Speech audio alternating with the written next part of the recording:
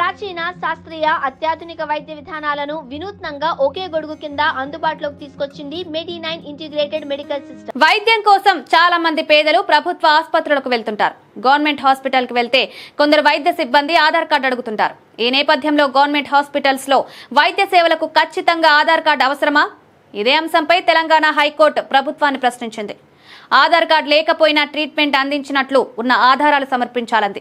Aadhaar card లేని వారికి హైదరాబాద్ ఉస్మానియా హాస్పిటల్లో చికిత్స అందించకపోవడాన్ని సవాల్ చేస్తూ నగరానికి చెందిన బైరెడ్డి శ్రీనివాస్ రెడ్డి అనే వ్యక్తి హైకోర్టులో ప్రజా ప్రయోజన వాద్యం దాఖలు చేశారు.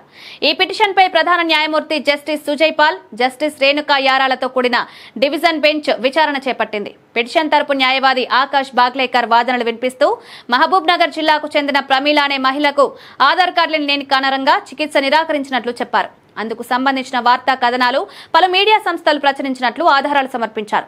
భర్త చనిపోయిన సదరు మహిళ 6 ఏళ్ల కుమార్తెతో కలిసి చిన్న చిన్న పనులు యాచన చేసుకుంటూ నగరంలో జీవనం కొనసాగిస్తోంది. అనారోగ్యంతో ఉస్మానియా హాస్పిటల్ కి వెళ్తే ఆధార్ కార్డు లేకపోవడంతో సిబ్బంది ఆమెకు చికిత్స చేయలేదన్నారు. దీంతో గత 10 రోజులుగా బాధితురాలు హాస్పిటల్ బయట రోడ్డు మీద ఉన్నట్లు మీడియా కథనాల ద్వారా తెలిసిందని వాదించారు. అశ్విని కుమార్ వర్సెస్ కేంద్రం కేసులో ఆరోగ్యం అనేది దేశంలో ప్రాథమిక హక్కు అని సుప్రీంకోర్టు గతంలో తీర్పిచ్చినట్టు స్పష్టం చేశారు. చికిత్సకు ఆధార్ కార్డు సమర్పించాలని ఏ చట్టమూ ప్రత్యేకంగా పేర్కొనలేదన్నారు. రాష్ట్రంలోని అన్ని ప్రభుత్వ హాస్పిటల్స్ లో ఆధార్ కార్డుతో నిమిత్తం లేకుండా ట్రీట్మెంట్ అందించేలా ఆదేశించాలని హైకోర్టు ధర్మాసనాన్ని న్యాయవాది కోరారు.